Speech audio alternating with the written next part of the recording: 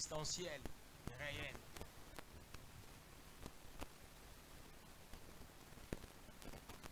Les cas d'Osée. Osée, chapitre 1er. Je vais lire quelques versets. La parole de l'Éternel qui fut adressée à Osée, fils de Béri,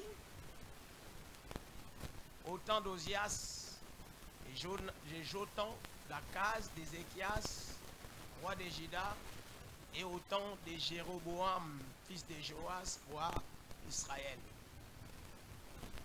La première fois que l'Éternel adressa la parole à Osée, l'Éternel dit à Osée, va, prends une femme prostituée et des enfants de prostitution, car les pays se prostituent. Il abandonne l'Éternel. Il alla et il prit Gomère, fille d'Iblaïm. Elle conçut et lui enfanta un fils. Voilà.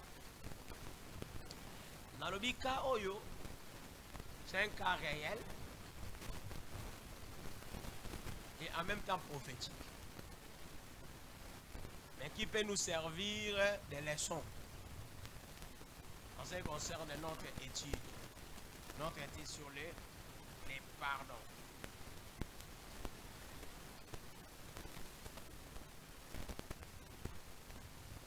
Osée, c'est l'un des prophètes.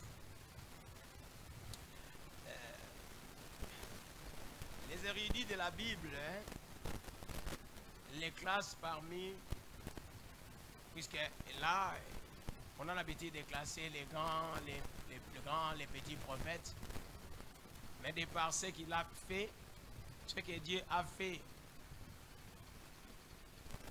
par lui, on les classe parmi les premiers des petits prophètes.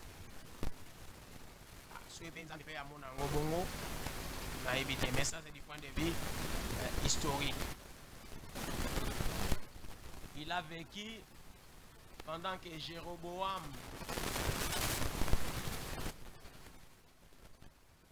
était roi d'Israël. Ici, bien sûr, il s'agit de Jéroboam 2, hein? De Jéroboam 2.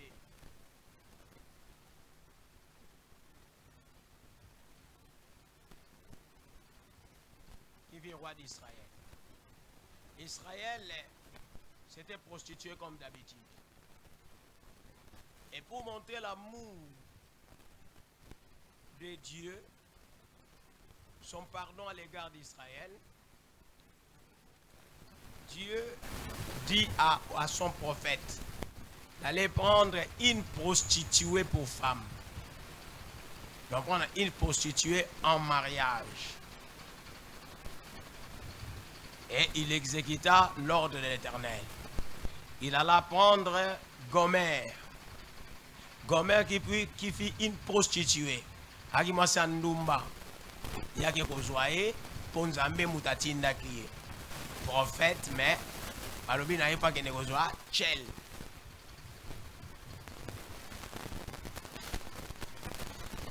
Et alobi okobota na ye bana. Bana on appelle baza bana ya prostitution. Puisque oke kosangana na mwasi wazali prostitué. Pe apesi bana nyonso babotaki abi kopesa bango kombo boye.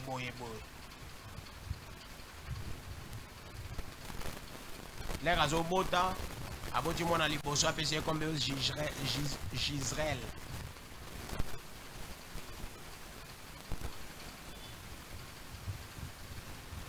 Mwana mibale apesi kombo Lorushama. Mwana misatu apesi kombo Loami. Nyonso tu eza na ba signification nango na makambo nzambe esengelaka sana Israël. Bavandi baboti bana wana mwasi wana wazaki ya ndumba oyo akomaki épouse d'un homme, elle abandonne les prophètes, elle retourne à la prostitution. Azongene susu kindumba.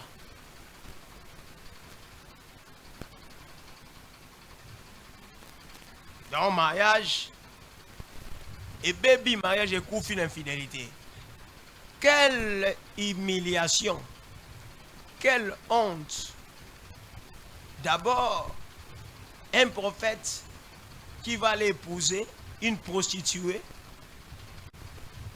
Comment est-ce que les gens vont l'interpréter? Par contre, interpréter on l'engeni. Par contre, l'obani, au monde va prophète nabino.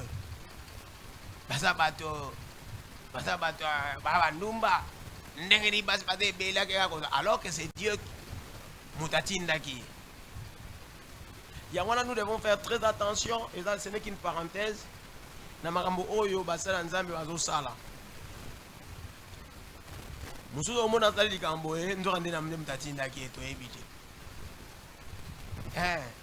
Donc quand vous critiquez, il faut le faire avec des pincettes. Il faut être sûr. Surtout si c'est la seule et l'unique fois. Si ce que l'homme de Dieu commet n'est pas une habitude, il faut faire très attention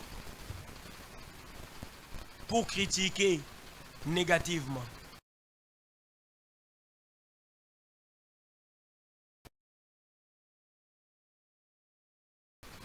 Puisqu'au budget, n'est comme lié.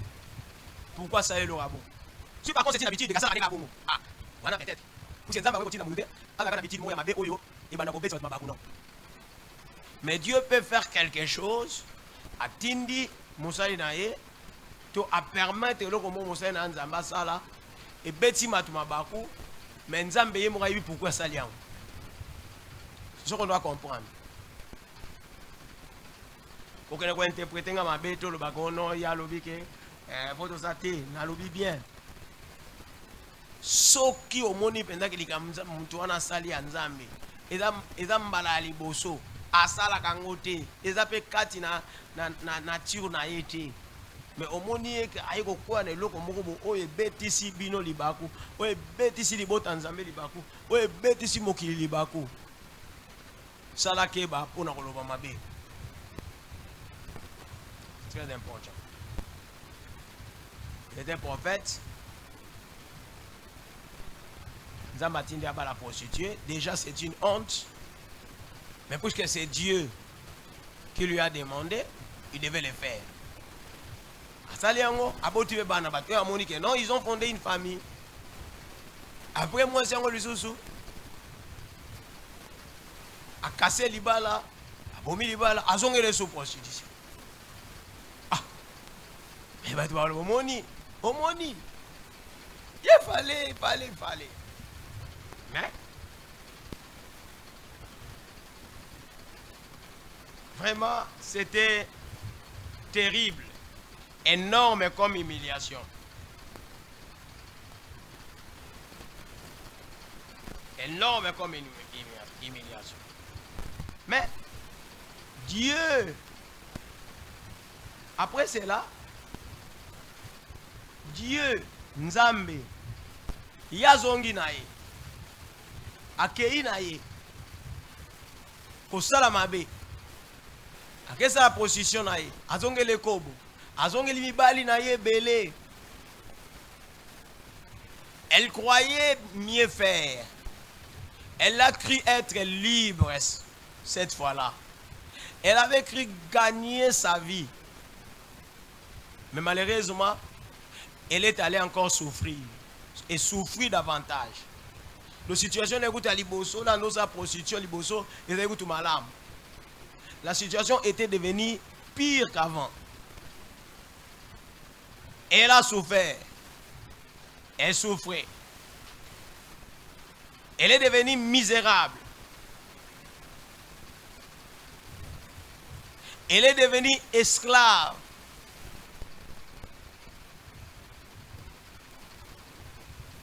Moumbu. Et l'Éternel demande encore à Osée, Habiba, va reprendre cette femme-là. Va la racheter.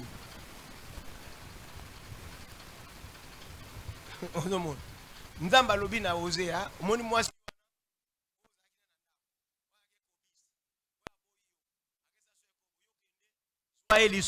moi si.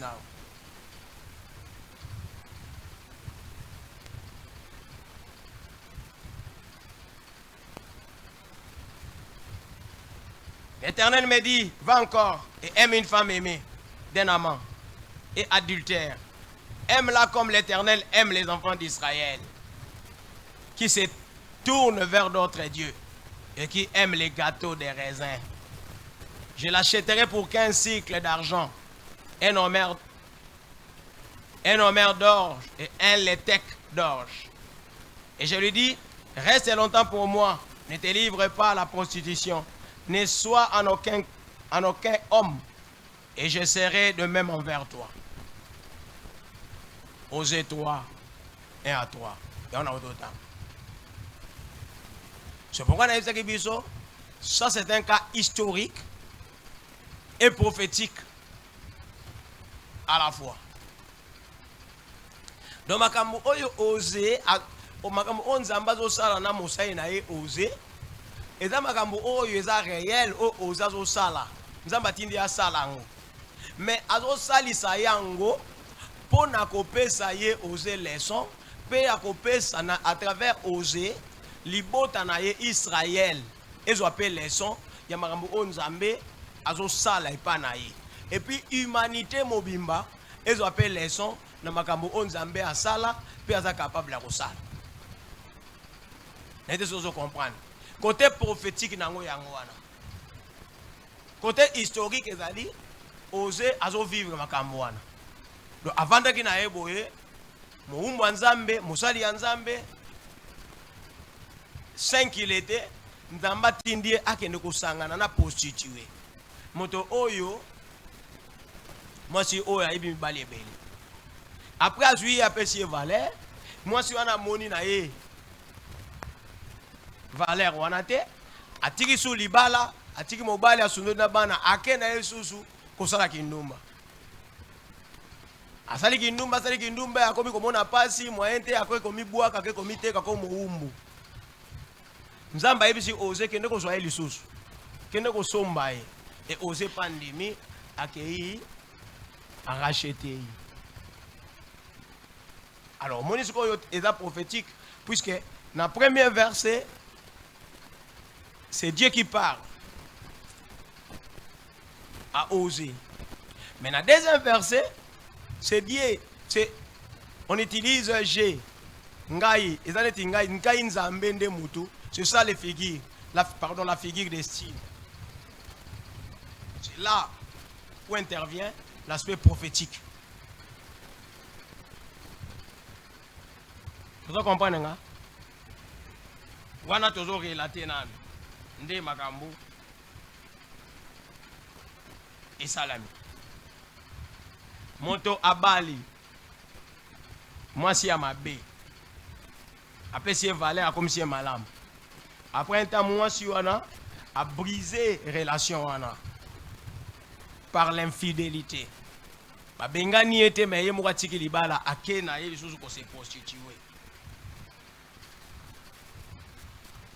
Alors, maintenant, oser, au lieu de la rejeter, au lieu de rejeter Gomère définitivement, mais sur demande de Dieu, à pardonner. Alors, il est obligé à vous pardonner. C'est un pardon radical. Un pardon radical. Donc, à pardonner, non seulement pardonner Kagapo à se prostituer, mais il était obligé de la reprendre pour femme. C'est ça le pardon radical. Puisque le pardon peut s'arrêter seulement, on pardonne, hein, mais on ne reprend pas. On a une question. On a vu, on a pardonné. Est-ce que nous sommes obligés à rezonger là?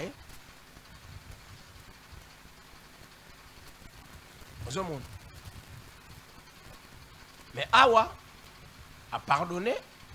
Et puis il faut zonger là. Puisque Yangon Nzambe a lingi. C'est la volonté de Dieu. Alors, Osée devait passer à l'action. Action. Osée se rend sur le marché. Il rachète la femme. Voilà. Donc, il y a un prix à payer dans le processus du pardon. Le prix à payer, c'est abandonner la poursuite. Le prix à payer dans le processus du pardon, c'est abandonner la poursuite. Abandonner son droit de poursuivre quelqu'un. De lui demander des comptes. C'est ça, le prix à payer. Osée a payé un prix. 15 cycles d'argent. C'est Dieu. Un homère d'orge et demi.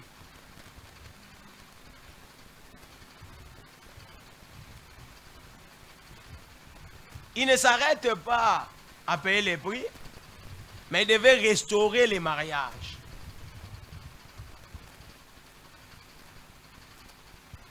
Donc, Osée, sur demande de Dieu, a restauré les mariages en ramenant Gomère à la maison. En lui pardonnant totalement. En lui redonnant sa dignité d'épouse. Voilà.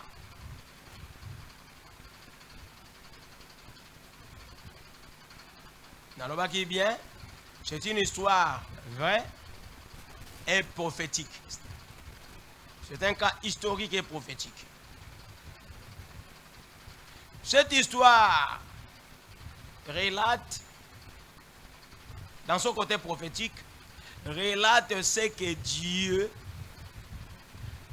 a fait pour Israël d'abord et pour toute l'humanité ensuite.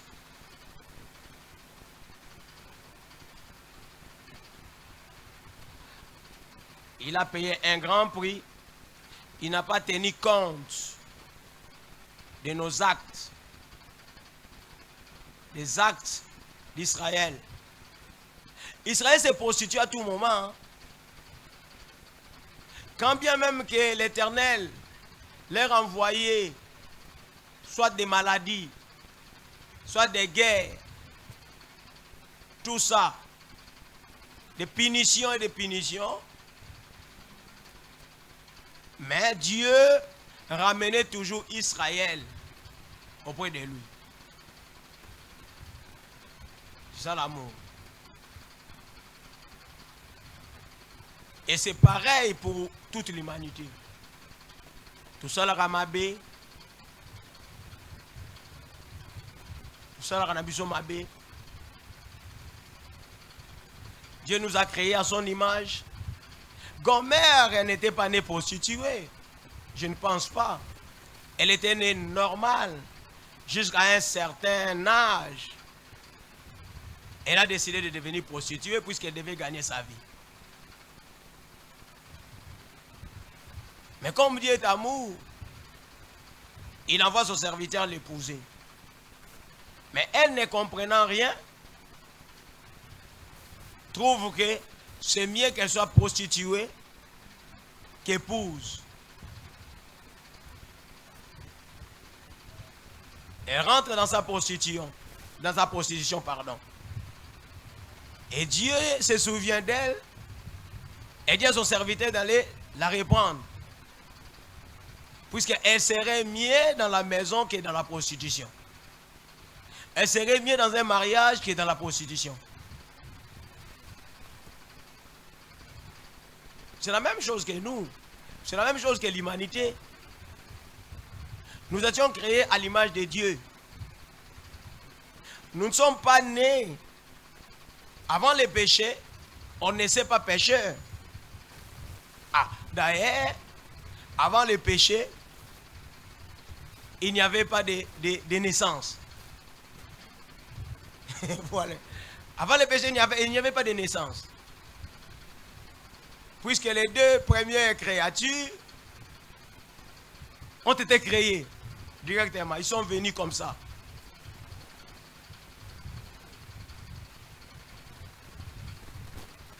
Voyez-vous? Donc au début, l'humanité n'était pas pécheresse.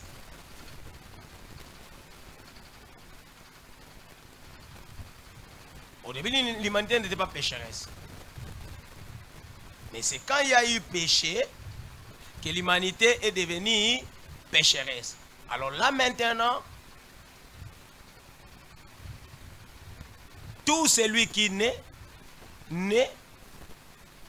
c'est comme le dit les sages. Il dit, je suis né dans le péché, ma mère m'a conçu dans l'iniquité. C'est-à-dire l'environnement dans lequel je suis né, c'est un environnement pécheur. C'est un environnement plein de mal. Et quelqu'un ici, d'un tel environnement, ne peut pas manquer le péché en lui. Vous comprenez? C'est pourquoi on n'apprend pas l'enfant comment est-ce qu'il va insulter ou injurier. Moi, je suis au monde je au la kisi yango te. Bébé azotalomi sumabe. Osali kambo bébé dongoli yo. Non mon ngote ha. Si on a tala sa bébé ko dongola.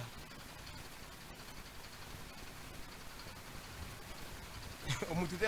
Et là va kamsu ala sa mutute. Donc c'est ezakati na ye. Pour environnement na ye, l'environnement ils ont influencé. Ils ont un impact sur eux.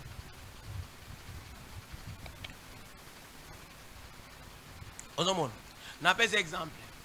Nani mutala kizaka, mwana kobenga papa bien maman. Koyoka, tiens, ayoka pas nani.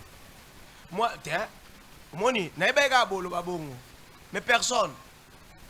Personne. Puisque mwana oya botami, bazaka na papa na mama bakomba bango bazaka bango misato ayoka kinda nsuka zo benga papa ayoka na mta benga mama. Papa maman, ça fait partie des premiers mots que la personne essaye de prononcer. Ça fait partie des premiers mots. Mwana le ayeko la koloba mwana papa na koloba mo ya liboso ya prono akoka aye a mekola ko prononcer ça pa ma bayo kisango mwana ti bayo kisango mwana ti hein ndena pesa exemple mutabali baba na mwana na mwasi na bataka ba mibali baboti mwana mais au moins après un certain moment mwana wana wa papa abanana pa si manango papa mona mama nanta laxi ayo ka ngwa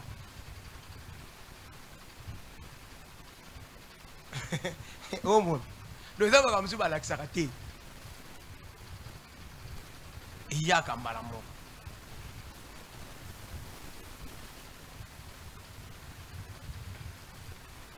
Donc moto, je disais ceci, c'est la même chose que nous.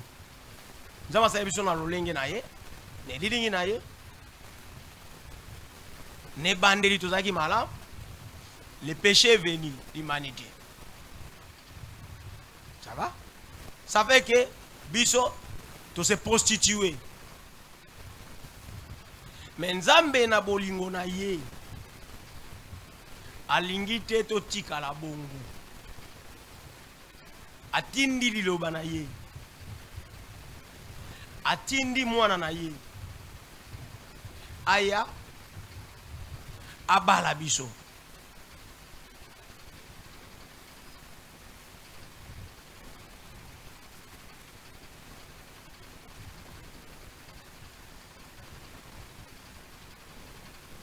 Apesi biso valeur, mais biso tolingi libala te. Tozongi na biso kaka na makambo na biso ya pamba pamba.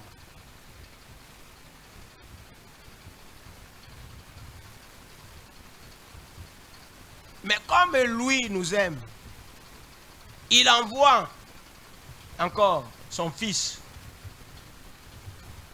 unique pour nous racheter.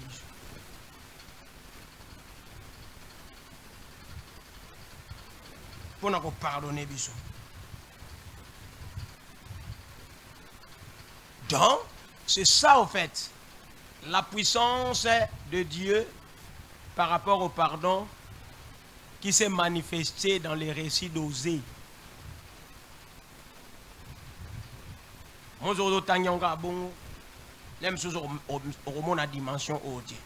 c'est ça la vraie dimension. Cela veut dire quoi? Déjà, le là, Nzambe, schéma naye, il y a pardon, il y a ngou. Mais, Nzamba sali ke, motomo kwa zali neti biso, ana maina makila, a vivre en siko na musuni. Cela veut dire que, et ça, le loko mokote oyo biso toko pardonner te. Il n'y a rien qu'on ne puisse pas pardonner.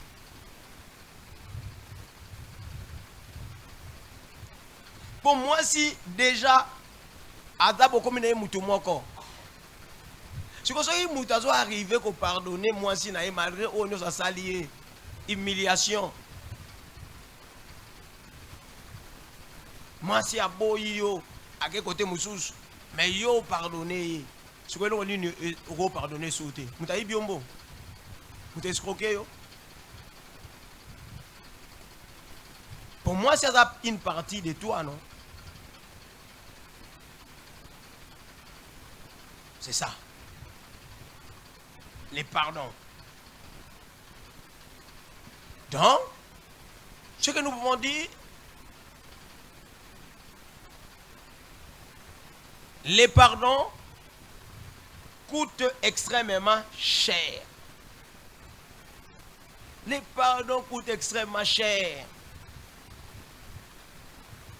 Mais il faut les faire. Même si ça coûte extrêmement cher, mais il faut pardonner.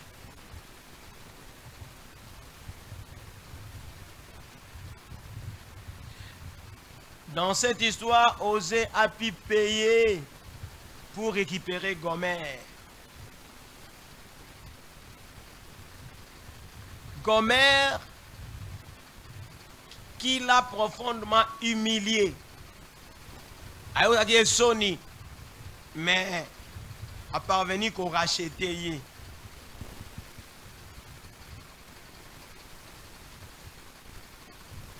Et nous l'avons dit. Là, tu as niveau de définition.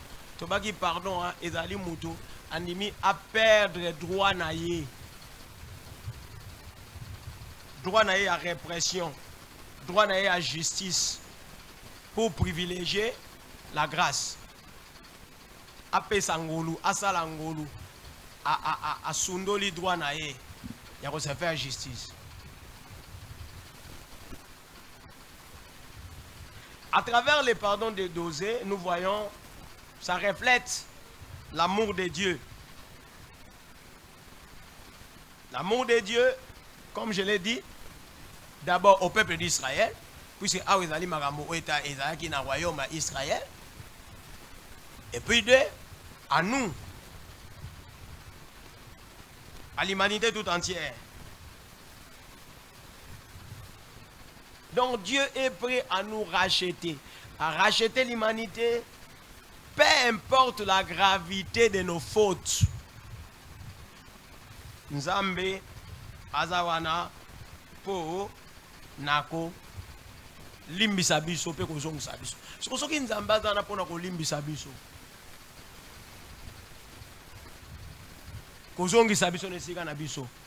Pourquoi pas alors biso tokote kolimbisa.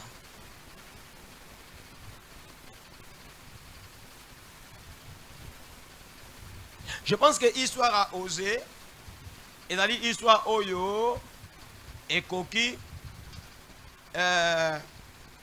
kolongola biso bésitation nyonso o tokai kozanango en matière à pardon. Ça dit c'est pas miso jusqu'à présent. Attendez que tolo ba pardon boye, bango bazaka na bazon d'ombre, bango ba mona kezana ba kamususu a pardonner te. Otomol. Donc, ils ont osé déjà, ils ont bouclé, ça boucle tout. Puis il y a des souka makambu, d'ailleurs mon kilo babika mbongo na moi siti. Les gens bon mon kilo. Parce que moi si ne mutalas ko lo kasuka, to mobali na yo. Homon. Mais c'est ko olimbisa.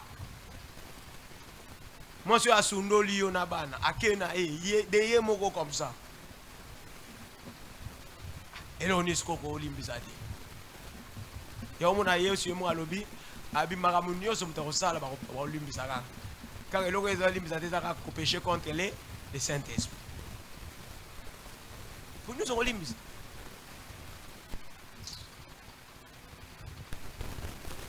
Alors cela dit, nous passons à autre chose. Les conséquences du manque de pardon. Donc nous croyons qu'il y a un des tolobili kamwana, moutonio sa olimbisa ne nyonso. Pardon? Si vous les avez, ce que vous avez, vous pouvez poser.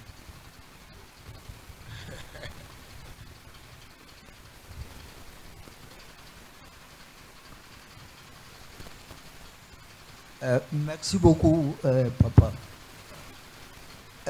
Nayebi te soki nga naza se tromper mate ya moko te ya biso ya mwa kala na répété yango olobela biso toujours sur le pardon, mais ça fait des années hein, et les dit déjà mwa kala olobaki na biso mate ya oyo te ya kabiso ezaka mpona biso moko te mais foto te ya kape batu oyo baninga mosusu oyo tokutana na bango na voisinage quoi. Papa, admettons un travailleur chez vous, c'est un voleur. Tu lui pardonnes, mais vous avez le droit de sanctionner dans ce sens que toi, je ne t'engage plus. Tu pars, je ne t'arrête pas, mais puisque tu es voleur, je ne t'engage plus. Full camp. Là, vous avez sanctionné ou vous avez pardonné? Je ne comprends rien. Explique un peu. Mais nous avons déjà épinglé, non? Nous avons répondu là-dessus. Tourobaki, ne confondons pas les pardons à l'impunité. Je crois avoir dit ça, non? Nous ne pouvons pas confondre les pardons à l'impunité. Ça va? Pardon est allé c'est-à-dire, non, tu renonces au droit d'appliquer, de te faire justice. Ça va. Mais les pardons, ça c'est obligatoire. Ça va? C'est obligatoire. Mais les pardons ne veulent pas nécessairement dire, ça va, qu'on doit continuer. La continuation est facultative. Bon, voilà ce qu'on a dans le cadre, il y a profession, n'est-ce pas? La profession, ce n'est pas yomo qu'on a musala. Ni na musala.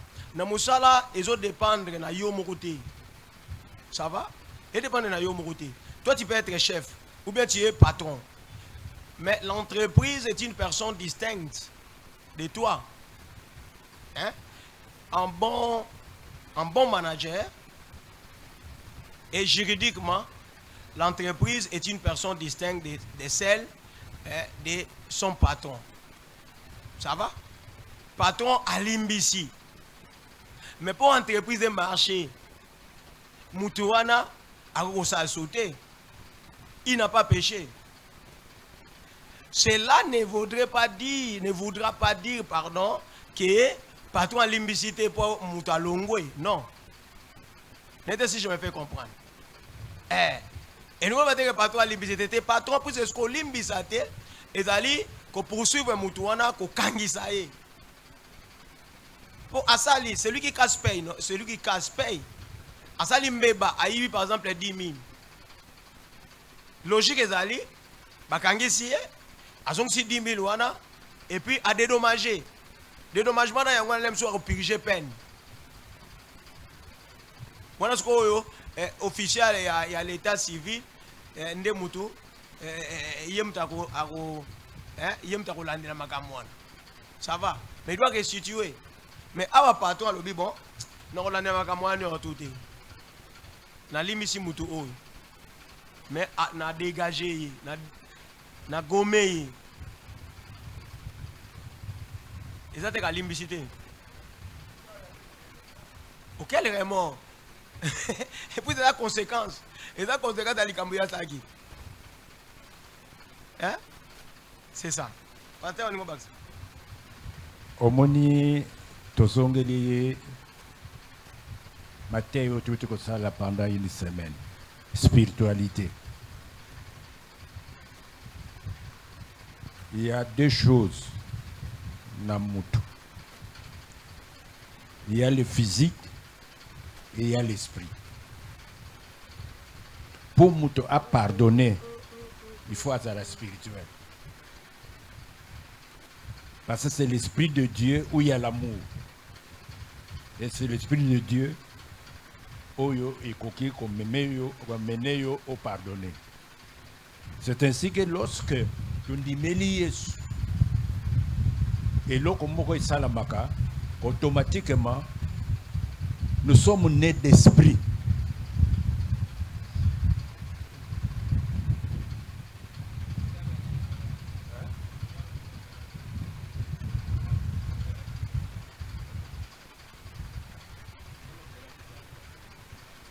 Na lobi boye problème tous en ango na si pasteur fois zonge la sur système enseignement sur les spiritualités parce que ce qu'on commis moi dans Nzambe, ce qui fait moi dans Nzambe, c'est le spirituel. Mais ce qui aux alliés moi dans Nzambe, c'est le charnel qui va te conduire. Les charnels comme maillot, ou comme la grandeur de ma communion, ce point maillot, la haine, la jalousie, la revengeance, mais tout ça. Mais ce qu'on a un esprit en Zambie, ou comme on a que Azandeko, Asali et Loko, peut-être les aïtés, c'est le diable. Donc, ce qu'on comme spirituel, ma bé ou comme on a, ma bé témé ou comme on a diable. Yango komona o mama no azandoki azabona boy na komona mama na ngandoki teme na komona mama na ngai esprit ya diable et côté lié. Ozo comprendre nde yango omona kate que okokoma ya ko pardonner. Conception na yo eko changer. Intelligence na yo eko changer. Yango Bible que vous êtes devenu une nouvelle créature. Nouvelle créature, on a ça physique, il était pas physiquement aux endengés aux alliés, mais c'est l'esprit. Donc il faut maintenant développer esprit nayo à tel point que il est spirituellement fort ou il est spirituellement puissant. Pour nous comme spirituellement fort ou spirituellement puissant, c'est votre communion avec Dieu. C'est votre intimité avec vous comprenez? Donc il faut développer l'intimité dans Nzambe. Ce qu'on va développer intimité avec Nzambe, ma communion oya mukili, il va s'occuper de l'isusu. Donc, il faut maintenant, dans l'église, amener les gens à développer les spiritualités. C'est ainsi que dans Acte 2, verset 42, la Bible dit, il persévérait 1, 2, 3, 4. Voilà Biloko Ananios. Est-ce que vous comprenez? Parce que quand vous êtes en prière, prier, c'est dire quoi? C'est entrer en communion avec Dieu. Vous comprenez? Et quand vous êtes en communion avec Dieu, vous êtes en communion avec Dieu, pas avec l'esprit, mais vous êtes pas avec la chair, mais avec l'esprit. Donc c'est ça justement, et l'Okwana. Onions, token de gauche, token de droite. Aussi longtemps que tu es charnel, c'est difficile ou pas, vous pardonner. Pour pardonner, en tout cas, il faut être esprit. Le pardon est dans l'esprit. Est-ce que vous comprenez? Parce que dans d'autres, d'ailleurs, quelles sont les œuvres de la chair? La haine, la jalousie, la tout ce que vous voulez. Et marcher selon l'esprit et vous n'accomplirez pas des œuvres. Marcher avec l'esprit, c'est le fruit de l'esprit. Nous avons la patience, la persévérance, donc l'amour. Donc, union, token de gauche, token de droite. Nous devons rentrer toujours à spirituel. C'est ainsi qu'il faut une église qui est bien, c'est une église qui est conduite par l'esprit. Alors, il faut faire maintenant attention, distinguer entre quel esprit. Au moment où il y a un groupe de prière, c'est l'esprit de Dieu qui gronde. Maintenant, qu'est-ce qui s'est fait? Le diable est entré. Il a mené maintenant les esprits. C'est ainsi que maintenant, tous les mbikoli, tous les mandona, tous, ils sont entrés dans. Et maintenant, comme les enfants de Dieu ne sont pas enseignés, ils ne savent pas distinguer le bon esprit et l'esprit de Dieu. Voilà. Parce que, d'ailleurs, dans Matthieu 5, verset 44, pardonnez-nous. Vous vous souvenez, le pasteur a insisté que nous avons fait beaucoup de temps sur cet enseignement. Vous entrez dans une église, au moni Moussali Anzamba Telemi à Lobi, yo, vous prospérité, parce que Tata Mwasinayo, Mutakangayo. Est-ce qu'à créer l'amour ou bien à créer la haine ou à créer division? À créer nini? Est-ce que vous comprenez? Ce que yo est spirituellement fort, est-ce que vous l'ingéniez sur Tata Mwasinayo? Est-ce que vous comprenez? Vous comprenez? Alors que dans la Bible de A jusqu'à Z, Jésus a fait des guérisons, de tout voulez, mais il n'a pas demandé que malade nayo isaboye l'origine. Ce qu'il y a kaka abondeli et sili. Je sais qu'il y a le mal. Je sais que kindokizali. Je sais que batumuso basala ye bango biloko. Mais ce que baye pana biso. Tozana tina ya kumema bango na originité parce que tozana le pouvoir ya konéantir l'origine. C'est ainsi que le plus souvent makambo mususu musali anzamba monaka dans le spirituel, il n'est pas obligé de le dire. Net bozali wana. Mais je ne suis pas obligé de dire que Yozando. Est-ce que vous comprenez? Pourquoi? Parce que Ozali Awa, peut-être tant na yonano et kokite pour na kobongo la mot. Le fait que Ozali Awa, ils ont peut-être facilité pour obongo la mot.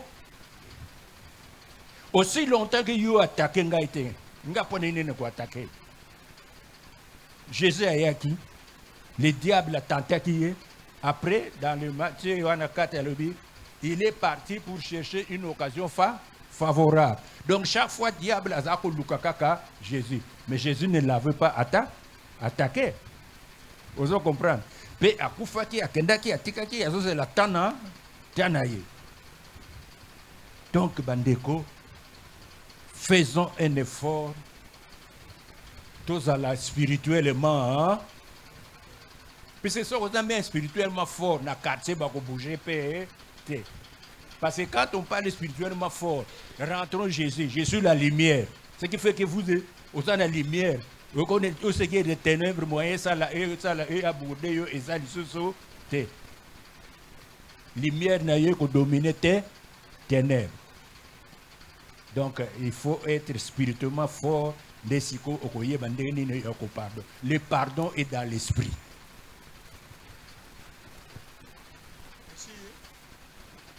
Question, monsieur Natea. Bon, ici il y a. Oh, Nataki lobby. Avant hier lobby. Nataki ni numéro bon église mobo. Il y en a poto, hein.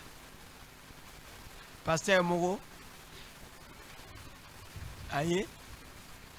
Akangaki frère Moro boy. Frère mo pata mosani.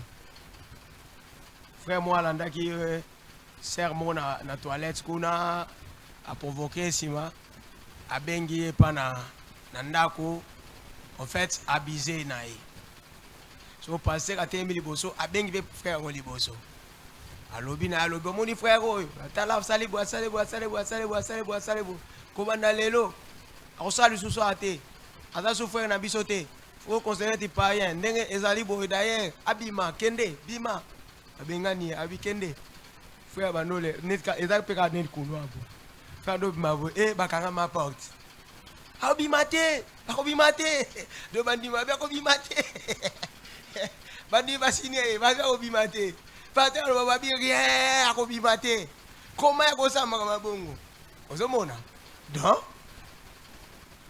avez donc yoki likambo mais pas dans la maîtrise. Il y a un ça sert à rien ma camunio sa rolo barango. Pour mutamtana mutemanaï. Pour abuser na mwana. Et puis pasteur à lobby yo tinda boya na bana bino ate pour abuser na bango mais abuser on a ça souffrir na bisoté. C'est tellement pareil à moi, on a fait bizarre, il faut faire mineur. Dans une église, nous avons nous qui rient parce que à ça, on a maîtrisé Bangoji. La bien au bimate, à qui n'était. Et il y a Bango et il y a Bango l'église. Mais il faut toujours pardonner. Pour Atabo Kangi Kanda, Atabo Sani Nengeni, c'est quoi, non? Et ça, c'est un droit. C'est-à-dire, réprimander quelqu'un, c'est un droit le plus légitime. Ils ont droit. Ils ont droit. Nabiso. Nous pouvons ou ne pas pardonner. Ils ont droit, Nabiso. Ça va? Mais Dieu nous demande de pardonner. On a des Sibir. Hein? Je suis juge. Nakoki pe ko limbisa te. Mais nzamba lobi faut ko limbisa. Pour le manque de pardon, il y en a des conséquences. Les refus de pardonner agissent comme un poison silencieux. Il bloque la vie spirituelle, détruit les relations et ronge ou affaiblit l'âme. Refus de pardonner, le manque de pardon, hein? Il y a un petit poison, mon bachela yo kala, et ça il y a 5 ans. Et zo liya yo malembe. Alors, et là, quand il bosse ça là, et kangaka, relation na yo, et na communion na yo na Nzambe. Et là, quand monsieur ça là, et baby saka, ma relation. Même na batu et bébé. Et là, monsieur Salaka, et l'embisaka, bomotono ya kati. Ozasu yote. Badu alomona wakamu yozo vivre te. Bomotono ya kati kolemba. Et même ta confiance, la confiance en soi. Et kozali soute. Alors, tu autant à quelques conséquences.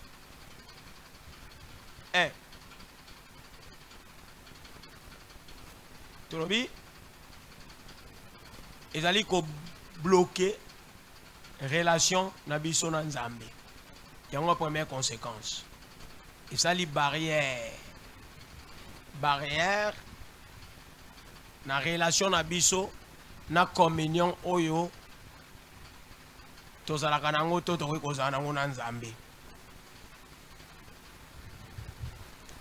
Marc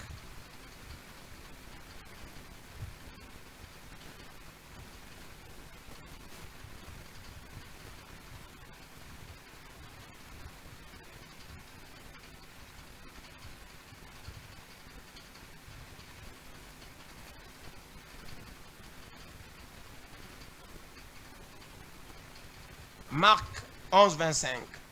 Et lorsque vous êtes debout, faisant votre prière, si vous avez quelque chose contre quelqu'un, pardonnez, afin que votre Père qui est dans les cieux vous pardonne aussi vos offenses. Habitant yo sala lo sambo na yo. Soko na likambo contre mutu. On a kanda no. On a rancœur. Abilimbiza ye. Po tata pe. Tata na bino. Ye pasa nini? Alimbisa. Elingolo bani en d'autres termes. Ceux qui osent prier, bon ans likambo contre mutu, olimbisite, tata pe na likola osa nini? Alimbisa yote. Yango nde lingolo babon. Soko yo limbisite tata pa olimbisa yo te. Oko se pulmoner, oko sala ba présente, oko sala ba prière ndengo lingi, nzamba ko limbisa te. Puisque na prière notre Père et comme tout clair melobi, pardonne-nous nos offenses comme nous pardonnons aussi à ceux qui nous ont offensés.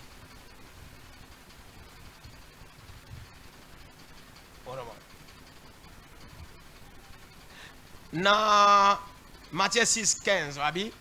Mais si vous ne pardonnez pas aux hommes, votre Père ne vous pardonnera pas non plus vos offenses. Mon conséquence. Donc, comme conséquence, nos prières ne seront pas exaucées. La prière n'a bison nzamba koyoka nangote, akokisa ngote pourquoi? Puisque biso toza na kanda na motema. Donc, cela veut dire que Nzambe azo conditionné pardon na ye pa na biso, na pardon oyo biso tozo pesa baninga. Elingolo babungu. Nzambe azo conditionné pardon na ye et pas na biso. Pardon oyo de asa pesa biso ne kulus. Mon po biso to bénéficier nango, azo conditionné na pardon o biso et c'est to pesa baninga. Donc muta pardonna kate à s'attendre le moté ya malamu et pas ya Nzambe. En tout cas, pas Nzambe ou asa ki likolo pe na se o to teaka. Nzamba Bible. À s'attendre le moté. 2. Manque à pardon, ça peut constituer un piège. Un piège de l'amertume et du poison intérieur. Kandawana, et comment ça la piège. C'est pourquoi l'auteur de l'épître aux Hébreux a l'obi boye dans Hébreux 12, 15. Alibo salangele, veillez à ce que nul ne se prive de la grâce de Dieu, à ce qu'aucune racine d'amertume poussant des rejetons ne produise des troubles et que plusieurs n'en soient infectés. Bosenzela. Aïe bosenzela. Bosenzela.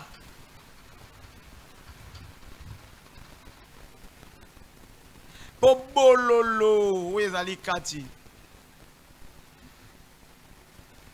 Nabino. oyo eza kobota eza kopousse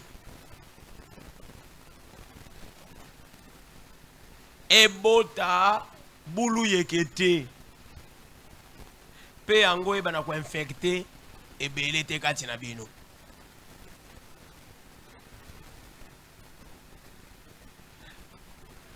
Le manque de pardon fait grandir en nous l'amertume, la rancœur,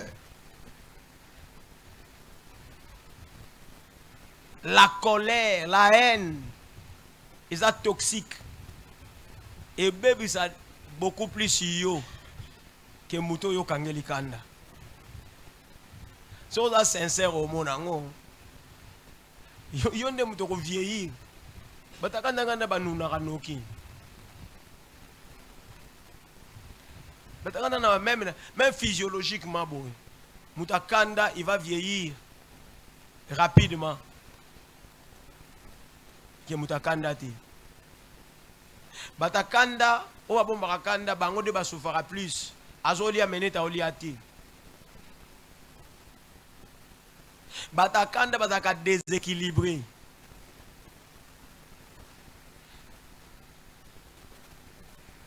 Et lokola yo bombikanda penser na yo ekozala ekotikala ka jamais kozala malamu. Ozomona penser no tika kozala malamu te. Tangu mtu na kanda likamu nyonso mutakosala ya kochango kaka na konta kanda wana o abwakela ngambwakela alors que mutabwakela ne mbwakela te mutaye manenzembo ayembela nganzembo otita no manzembo nini ngote alobi nzembo moko otali kuna makamu ya zolo bananzembo ngo ekukana ngoti me yalo ibando yembela ye ozomona wazo talanga mabe mutabo ane soyo aleki wana abokeli nga kutu soyi. Donc jamais yo kotika la ko kanselo mo ya malamu. Frère Dida, jamais. Oh mon. Pona nini wana kanda kati na yo. Muni ba conséquence kanda. De penser na yo est commis donc est commis mabe, est commis infecté. Makadisine ko magara ya mabe. Basa alikambo otepo atsala ngaka uzana kanda. Onga kutu bayinanga mutayina yo azana ete. Onga kanyoso na suna sala kezaka mabe mutamona ngo mabe azana ete yo moko ne mtozo mona ke batu ba considérer ke makambo so salaka ezaya mabe pona nini po yo tina jamais pardonné. Il faut qu'on pardonne. Tous ceux qui en a sont dans royal Alexa R.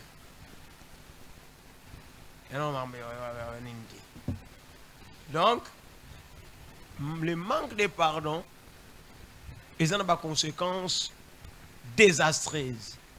Dévastatrice. Donc, imaginez-vous. Il y a un salaire effort. N'a qu'à gagner tout candidat.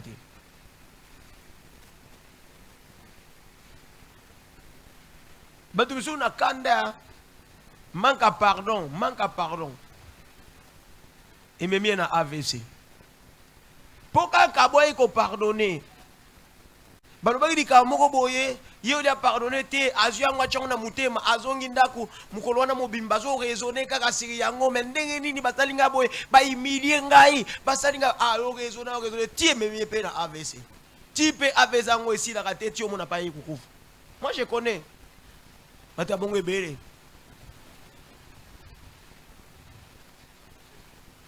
Ozo na ebinde ko moko boye, balobaki lika moko boye ake ayebishango bana naye na mwasi. Faut faire très attention na bato oyo bayaka ko commenter négativement. Olesko qu'on anda kunaye ba faire réfléchir yeke te bezali boye vana na yo papa te bango susa moni balinga na bango yote na musala wana lelo mwana yo kutu yoko te baba kisi lisusu sikoyo talake papa ye face à sala musala place ngolo mais siko baba kisi ba la te balinga ka yote kuna bazo imilio boye yo pozo tika siko épouser lisusu na mabe. Après pan, tension mati, à sa crise. Il est resté comme ça. À cause de Nini, il y a manque à pardon.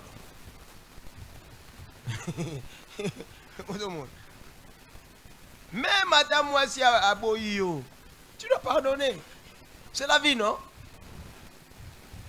C'est la vie. T'es là. Est-ce que vraiment yo bon dit maman Moissi on zamba pone la yo? À quoi boya yo?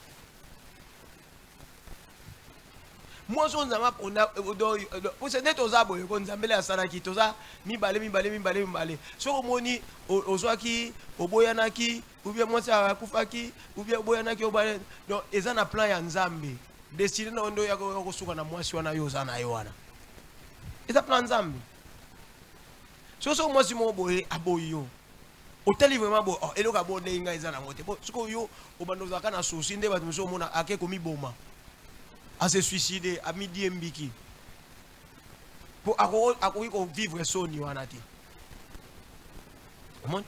mais chose comme ta moni après que vous allez toucher après mawawa na passe wana motema il se décide il dit na pardonner qu'est-ce que c'est na ngopeti à reprendre vie na même si c'est difficile mais on reprendre vie na ça ne sera pas impossible qu'il reprenne sa vie et à mon a no vivre na petit et zongi et ça kaneti batu mo ba mesana kati ba mesana ka mo so kwa kofi nous so no mona bango o so kwa kofi o ya Hollandais dans une semaine mais moto ti a se ressaisi a se rééquilibrer au monde peut vendre 10 ans 20 ans 30 ans après le partenaire na kofa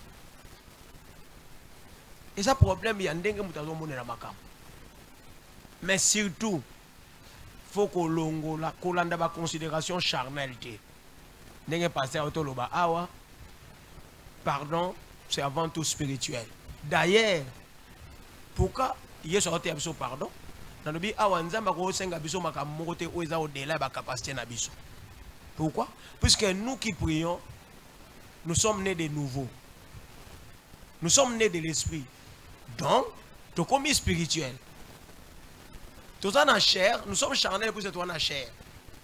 Mais nous sommes spirituels pour cette yambi Yesu. To yambi Yesu. Alors, l'air to yambi Yesu, tozali chair et esprit. Quand on bate ko mutaza chrétien 50% 50 toi 50% 50 toi 100% 100%. Nous sommes 100% charnels, nous sommes 100% spirituels. Il n'y a pas de question de 50% 50%. Donc nous fonctionnons comme Jésus. Jésus est né de la chair. Mais comme il était divin, c'est ce qui a fait que Adontaki, il a dominé makambu nyonso ya nzoto. Siko asengi bisope, biso ton être de nouveau, donc ton être na molimo. Le cas ton être na monimo, nous devenons 100% spirituel. Donc bisope to ko vaincre. Makambu nyonso o Yesu asaki nini? Alongaki. Quand on a tout côté, on a ma théorie, mais pratique te, nzambe alingi to komana pratique. Et l'on voit que simple théorie, mais kamazo bana biso et comment pratique to bana ko pratiquer yango. Ce qui biso mato komi bongo. Tala mo ne mokile koma kitoko. Si tout le monde qui priait, hein, ba koma ko appliquer notre pardon. Oh, mais mokile koma formidable. Batu bango ba otika mabe ha. Batu mo ba otika mabe penza sali mabe bo lokolo pardonner, sali mabe anonyme te ye mon pan azui sérieux. Poto waki awa, le fait à pardonner et créer un sentiment de redevabilité et pas mutu yo pardonner. Pour ça ba no pardonner. Donc nous sommes des chrétiens, apprenons à pardonner. Pratiquons les pardons et aux alamalam.